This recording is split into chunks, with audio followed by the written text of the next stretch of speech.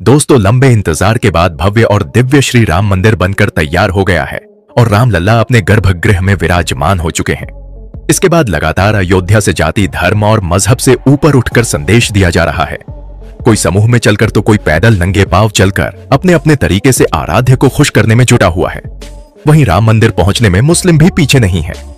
राम जन्मभूमि अयोध्या में प्रभु श्री राम के दर्शन हेतु सभी धर्म और समुदाय के लोग राममय देखे जा रहे हैं। एक मुस्लिम बहन जो हिजाब पहने हैं लेकिन हाथ में भगवा झंडा लिए चल रही है, खुद को सनातनी मुस्लिम बताती है। ये युवती अयोध्या के लिए पैदल यात्रा पर निकली और मिली जानकारी के अनुसार 41 दिनों के कड़े संघर्ष के बाद आखिर अयोध्या की पावन भूमि पर पहुंच चुकी है। लेकिन आपको बता दें कि शबनम शेख एक अकेली सनातनी मुस्लिम नहीं है जो प्रभु श्री राम के दर्शन करना चाहती है, बल्कि ऐसे कई मुसलमान भाई और बहन हैं जो सैकड़ों किलोमीटर की पैदल यात्रा तय करके प्रभु श्री राम की बाल छवि को निहारना चाहते हैं।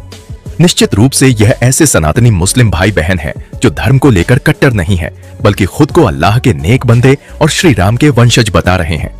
तो कौन है ये मुस्लिम लोग जो खुद को भगवान राम जी के वंशज बता रहे हैं? दोस्तों, भगवान राम के इस पावन अवसर पर सभी भारतवासी राममय होते नजर आए।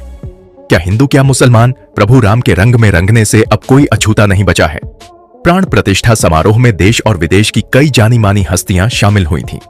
इसी ऐतिहासिक प्राण प्रतिष्ठा समारोह में अखिल भारतीय संगठन के प्रमुख इमाम अहमद इलियासी ने भी अपनी उपस्थिति दर्ज करवाई थी, क्योंकि राम मंदिर प्राण प्रतिष्ठा समारोह का न्योता केवल हिंदू या सनातनियों को ही नहीं दिया गया, बल्कि तमाम पंथों के धर्म गुरुओं और प्रतिनिधियों को इस समारोह में शामिल होने के लिए आमंत्रित किया गया।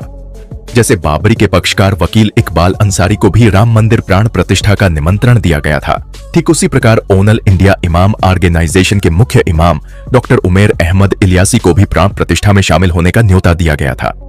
अहमद इलियासी ने इंटरव्यू में बताया कि जब राम मंदिर तीर्थ क्षेत्र ट्रस्ट की तरफ से मुझे समारोह में शामिल होने के लिए निमंत्रण मिला तो इस पर मैंने पूरे 2 दिनों तक विचार किया, क्योंकि यह मेरी जिंदगी का सबसे अहम फैसला था और अंततः मैंने राष्ट्रहित में फैसला लेते हुए अयोध्या जाने का निर्णय लिया।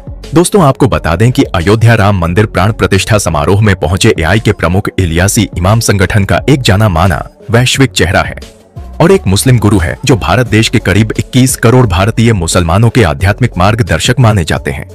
अहमद इलियासी के अनुसार जब वो रामलला की प्राण प्रतिष्ठा समारोह में शामिल हुए तब की शाम से ही उन्हें धमकी भरे फोन कॉल आने लगे और समारोह में शामिल होने के कुछ दिनों बाद ही रविवार को इमाम के खिलाफ फतवा भी जारी कर दिया गया। इस बात से खफा नजर आए इमाम उमेर अहमद इलियासी ने कट्टर पंक्तियों पर जमकर हमला बोला और आरोप भी लगाया कि यह उनके खिलाफ रची गई कोई साजिश है और कुछ लोगों का एक विशेष समूह है जो उनके खिलाफ नफरत का माहौल पैदा करना चाहते हैं। दोस्तों, आपको बता दें कि 23 जनवरी से सभी आम जनमानस दर्शन के लिए प्रभु श्री राम के द्वार खोल दिए गए। पट खुलते ही अनुमान से कई गुना ज्यादा श्रद्धालुओं ने अयोध्या में दस्तक दी। आपको बता दें कि इस असंख्या भीड़ में केवल हिंदू सनातनी ही नहीं बल्कि मुस्लिम वर्ग के लोग भी बड़े प्रेम पूर्वक भगवान राम के दर्शन कर रहे हैं। एक ऐसे ही विचित्र घटना देखने को मिली जब असंख्य मुसलमानों का एक ग्रुप भगवान श्री राम के अयोध्या में दिखा। मंगलवार को जब हजारों की संख्या में मुस्लिम राम भक्तों की भीड़ जय श्री राम के नारे लगाता हुए अयोध्या राम मंदिर पहुंचा तब माहौल देखने लायक था। बताया जा रहा है कि मुसलमानों का ये जत्था लखनऊ से 25 जनवरी के दिन अयोध्या के लिए निकला था, जो 30 जनवरी को अयोध्या पहुंचकर भव्य राम मंदिर में रामलला का आशीर्वाद लेने पहुंचे। ये मुस्लिम समाज के वह लोग हैं जो प्रभु श्री राम को अपना नबी बताते हैं। उनके लिए राम नाम का नारा लगाना एक मंत्र के समान है और अपने नबी के लिए कलमा पढ़ने के समान है। जी हाँ दोस्तों, अयोध्या धाम में हिंदू मुस्लिम की एकता को प्रदर्शित करने वाला अनोखा संगम देखने को मिला जब रामलला के दर्शन के लिए हजारों की संख्या में मुसलमानों का जत्था देखा गया। पैदल अयोध्या पहुंची एक मुस्लिम महिला ने बताया कि अयोध्या में आते ही मनभाव भोर हो चुका है। अयोध्या में जो मान सम्मान मिल रहा है उसका कोई जवाब नहीं है। वहीं मुस्लिम राष्ट्र मंच के एक सदस्य का कहना है कि सभी मुसलमान और हिंदू भाई एक दूसरे के साथ मिलकर समाज को एक संदेश दे। भगवान राम की प्राण प्रतिष्ठा हो चुकी है और विवाद की स्थिति अब पूर्ण रूप से खत्म हो चुकी है, तो ऐसे में हम सभी को साथ मिलकर रहना चाहिए और हम हिंदुस्तान को आगे बढ़ाना चाहते हैं, साथ ही मोदी योगी को आगे बढ़ाना चाहते हैं।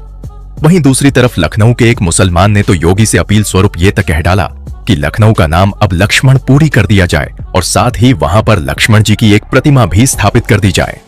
दोस्तों, गौरतलब है कि 500 साल पहले विदेशी मुस्लिम आक्रामकता मुगल भारत देश में इस्लामीकरण के उद्देश्य से आए थे, जिसमें इस्लाम धर्म के प्रचार प्रसार के मध्य मुस्लिम लुटेरों ने कई हिंदू मंदिरों को तोड़ा और उसके बाद बलपूर्वक हिंदुओं को मुसलमानों में कन्वर्ट किया। आज वही अल्लाह के सच्चे बंदे खुद को सनातनी मुसलमान बता रहे हैं और प्रभु श्री राम को अपना आराध्य बता रहे हैं।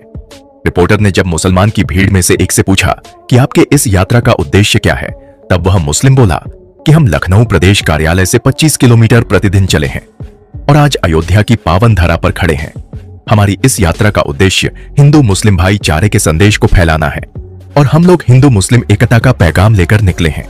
मस्जिद के सवाल पर एक मौलवी ने कहा कि हम मुसलमानों को सुप्रीम कोर्ट का फैसला स्वीकार है। आज हमारा देश विश्व गुरु बनने की तरफ तरक्की कर रहा है। इसके अलावा पाकिस्तान को ललकारते हुए एक मौलाना कहते हैं कि जो देश यह कह रहा है कि हिंदुस्तान में मुसलमान पर जुल्म हो रहा है, तो उनको मैं बता दूं कि हिंदुस्तान के मुसलमान से ज्यादा सुरक्षित अन्य कोई मुसलमान नहीं है। हिंदुस्तान में हिंदू मुस्लिम सिख ईसाई सभी बड़े प्रेम पूर्वक रहते हैं। मुस्लिम राष्ट्रीय मंच का मानना है कि जब तक देश में असदुद्दीन ओवैसी टाइप के तथाकथित मुसलमान नेता रहेंगे, तब तक इस देश का मुसलमान अशिक्षित, पीड़ित, पिछड़ा, गरीब और असुरक्षित रहेगा। मंच के संयोजक राजा रईस ने यह बातें अयोध्या के श्री राम मंदिर में रामलल्ला के दर्शन के बाद मंदिर परिसर में कही। उन्होंने कहा कि राम हम सभी के पूर्वज थे हैं और रहेंगे। राजा रईस और शेर अली खान ने कहा कि हमारे नबी ने फरमाया है, देश से मोहब्बत आधा ईमान है, देश और इंसानियत सर्वोपरि है। धर्म, मजहब, जात पात ये सब छोटी चीज है। धर्म, पूजा पद्धति, ऊपर वाले को याद करने का तरीका भले ही अपने अपने अकीदे के हिसाब से होता है, लेकिन किसी भी मजहब में यह नहीं सिखाया जाता है कि दूसरे धर्म की निंदा करो, मजाक उड़ाओ। यह सभी ईमान, इंसानियत, इस्लाम और वतन की तौहीन है। उन्होंने कहा कि मंच का मानना है कि हमारा मुल्क, हमारी सभ्यता, हमारा संविधान नहीं सिखाता है आपस में बैर रखना। अगर कोई अलग धर्म का इंसान किसी अलग धर्म के इबादतगाह या पूजा स्थल पर चला जाए, तो इसका मतलब यह कतई नहीं मानना चाहिए कि उसने खुद का धर्म और मजहब छोड़ दिया है। क्या दूसरे की खुशी में शामिल होना जुर्म है? मंच का मानना है कि अगर यह जुर्म है तो फिर हर हिंदुस्तानी को यह जुर्म करना चाहिए। या हम सभी 350 मुस्लिम श्रद्धालु दर्शन करने आए तो देश और इंसानियत का सम्मान करते हुए मान बढ़ाने आए। ऐसा करके हम सभी काफिर नहीं हो गए। कोई जुर्म नहीं किया, बल्कि इस देश की मिल्लत, मोहब्बत, संस्कृति को मजबूत करने का काम किया है। दोस्तों, इस पर आपका क्या कहना है, हमें कमेंट बॉक्स में बताएं। साथ ही वीडियो पसंद आई हो तो लाइक करें, चैनल को सब्सक्राइब करके बेल आइकन को प्रेस करना ना भूलें।